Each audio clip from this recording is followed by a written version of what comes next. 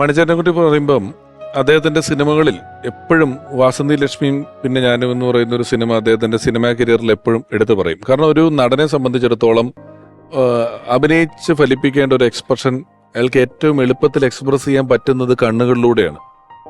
ആ കണ്ണ് പൂർണ്ണമായിട്ടും ബ്ലോക്കാക്കി വെച്ചുകൊണ്ടാണ് ആ സിനിമയ്ക്ക് വേണ്ടുന്ന എല്ലാ എക്സ്പ്രഷനുകളും അദ്ദേഹം ആ സിനിമയ്ക്ക് വേണ്ടി ചെയ്തിട്ടുള്ളത്. അപ്പോൾ ഈ സിനിമ വിനയൻ സാറ് സംവിധാനം ചെയ്യുമ്പോഴും ഒരുപക്ഷെ അതിനും ഒരു മിനിറ്റ് മുമ്പ് ആ വിഷ്വലുകൾ കാണുക എന്ന് പറയുന്നത് അതിന്റെ ക്യാമറമാനാണ്. വാസന്തി ലക്ഷ്മിയും പിന്നെ ഞാനും എന്ന ചിത്രത്തിന്റെ ഛായാഗ്രാഹകൻ നിരവധി മനോഹരങ്ങളായ സിനിമകൾക്ക് വേണ്ടി ക്യാമറ ചലിപ്പിച്ചിട്ടുള്ള അഴകപ്പൻ സാർ മണിച്ചേട്ടനെ കുറിച്ച് ഓർക്കുന്നു.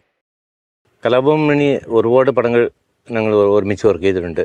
പക്ഷേ ഞാൻ കുറേ കാലമായിട്ട് പുള്ളിയുടെ ഒരു സ്ലാപ്സ്റ്റിക് കോമഡിയും സറ്റയർ കോമഡിയും എക്സാഗ്രേറ്റഡ് കോമഡി അങ്ങനെ പല കോമഡി പടങ്ങൾ വർക്ക് ചെയ്തുകൊണ്ടിരിക്കുമ്പോഴാണ് എനിക്ക് വാസന്തി ലക്ഷ്മി വർക്ക് ചെയ്യാൻ ഒരു അവസരം കിട്ടി.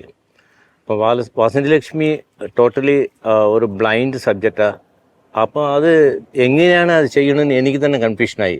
ലൈറ്റിങ്ങിൽ എന്തെങ്കിലും മാറി പിടിക്കണോ അല്ലെങ്കിൽ ക്യാമറ ആംഗിളിൽ മാറ്റി പിടിക്കണോ കൺഫ്യൂഷനിലിരിക്കുമ്പോഴാണ് മണി വന്ന് എൻ്റെ അടുത്ത് അഴകപ്പൻ സാർ ഞാൻ ഒരു ദിവസം ഞാൻ ഒരു ട്രയലിൽ വന്ന് മീറ്റ് ചെയ്യണമെന്ന് പറഞ്ഞ് അങ്ങനെ ഞാൻ കൊച്ചിക്ക് വന്നപ്പം എൻ്റെ റൂമിലേക്ക് വന്ന് ഞാൻ താമസിച്ച റൂമിൽ വന്ന് അദ്ദേഹം പ്ലേ ചെയ്ത് കാണിച്ചു പുള്ളി അഭിനയിക്കാൻ പോകുന്ന സീൻസുകളൊക്കെ.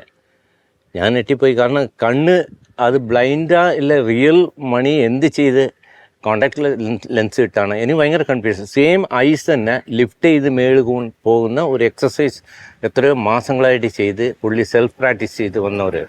സോ ആക്ടറുടെ ഡെഡിക്കേഷനെല്ലാം കണ്ട്. അതേപോലെ കലാഭവൻ മണി നമ്മൾ എന്ത് ഹോസ് ലൈറ്റ് ആണെങ്കിൽ ഏത് ടൈപ്പ് ഓഫ് ലൈറ്റിങ്ങിൽ ചെയ്താൽ എനിക്ക് സ്ട്രെയിൻ ചെയ്യരുതെന്ന് ഉള്ളിയുടെ ധാരണ. അങ്ങനെ വാസന്തി ലക്ഷ്മി ചെയ്തു. പിന്നെ അതെക്കാട്ടിലും വേറൊരു ഹ്യൂമർ വെരി ടഫ് ഹ്യൂമറിലുള്ള ചെയ്തതാണ് കരുമാടിക്കുട്ടൻ. അതും വളരെ ടഫ് ഫിലിമായിരുന്നു.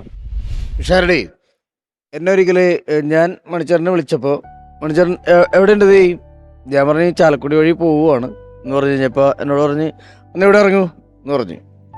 അങ്ങനെ ഞാൻ അവിടെ ഇറങ്ങിയപ്പോൾ ഒരു കാഴ്കൊണ്ട കൊടുത്ത് ഒരു ബുള്ളറ്റിന് വന്ന് ഇതിൽ എന്നെ ബുള്ളറ്റിൽ കയറ്റിയിട്ട് എല്ലായിടത്തും മണിക്കൂടാരം എന്ന് പറഞ്ഞൊരു നേരെ വീടുകൾ എല്ലായിടത്തും കൊണ്ടേ കാണിച്ചു. ഇവരെ തറവാട്ടിൽ കൊണ്ടുപോയി. അന്ന് അമ്മയുണ്ട്, അമ്മേനെയൊക്കെ പരിചയപ്പെടുത്തി എല്ലാം കഴിഞ്ഞു.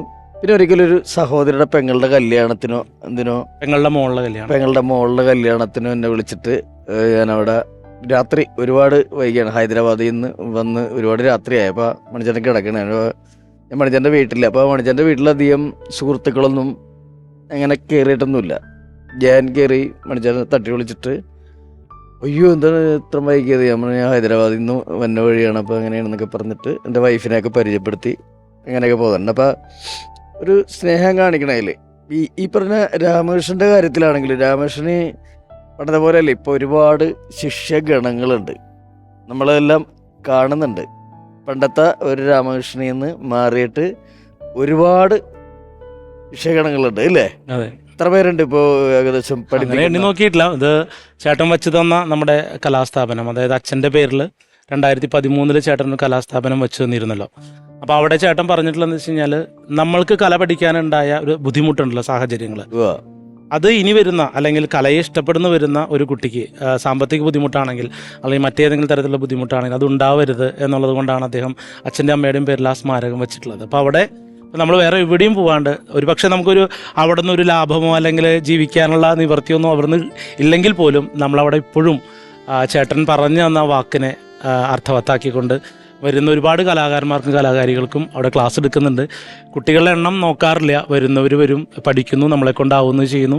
ഫീസ് തരാൻ പറ്റുന്നവർ ഫീസ് തരുന്നു, ഇല്ലാത്തവർക്ക് സാമ്പത്തിക സഹായങ്ങൾ അല്ലെങ്കിൽ ഫീസിൻ്റെ ആനുകൂല്യങ്ങൾ കൊടുത്തുകൊണ്ട് നമ്മൾ പഠിപ്പിക്കുന്നു. ഈ മണിച്ചേട്ടൻ എനിക്ക് ഓർമ്മ ശരിയാണെങ്കിൽ ആറ്റിങ്ങൽ ഭാഗത്തുള്ള ഒരു കുട്ടിക്ക് കണ്ണോപ്പറേഷന് പൈസ കൊടുക്കാൻ തീരുമാനിക്കുകയും ആ പൈസ കൊടുക്കുന്ന ചടങ്ങിന് അദ്ദേഹത്തിന്റെ വീടിനടുത്ത് പുഴയുടെ തീരത്ത് പ്രോഗ്രാം വെക്കുകയും ചെയ്തു. അന്ന് ഞാൻ സലീംകുമാറിന്റെ ട്രൂപ്പിലാണ്. അപ്പൊ സലീമേട്ടനായിട്ട് വിളിച്ചിട്ട് പറഞ്ഞു, എടാ നിന്റെ ട്രൂപ്പിലുള്ളവരൊന്ന് ഇങ്ങോട്ട് വിടുവോ, ഒരു പരിപാടിക്ക് വേണ്ടിയിട്ടാണെന്ന് പറഞ്ഞു. അപ്പോൾ സലീമേട്ടനോട് എത്ര രൂപ പരിപാടിക്ക് എന്ന് ചോദിച്ചപ്പം സലീമേട്ടൻ പറഞ്ഞു നിന്റെ പരിപാടിക്ക് അങ്ങനൊന്നുമില്ല, വലിയ പ്രശ്നങ്ങളൊന്നും ഇല്ല എന്ന് പറഞ്ഞ് ഞങ്ങൾ അവിടെ പോയി. പക്ഷെ സലീമേട്ടൻ നമുക്ക് പൈസ തരാന്നുള്ള സെറ്റപ്പിലാണ്. സലീമേട്ടൻ പൈസ തരും, ഞങ്ങളവിടെ പരിപാടി ചെയ്തപ്പോൾ പരിപാടി ചെയ്ത് കഴിഞ്ഞ് ഞങ്ങൾ വണ്ടി കയറിയപ്പം എനിക്ക് ഒരു മണിച്ചേട്ടൻ വന്നിട്ട് ഞങ്ങൾക്ക് എല്ലാവർക്കും കൂടെ കുറേ പൈസ തന്നിട്ട് അവൻ സലീമിനോട് പറയണ്ട കേട്ടോ, ഞാൻ പൈസ ഒന്നും പറയണ്ട, അവൻ ചിലപ്പോൾ അത് ഇതൊക്കെ പറയും, നിങ്ങളെടുത്തു ആരോടും പറയാൻ നിൽക്കണ്ടെന്ന് പറഞ്ഞിട്ട് നമുക്ക് എല്ലാവർക്കും അന്ന് കുറച്ച് പൈസ തരികയും വിടുകയൊക്കെ ചെയ്തു.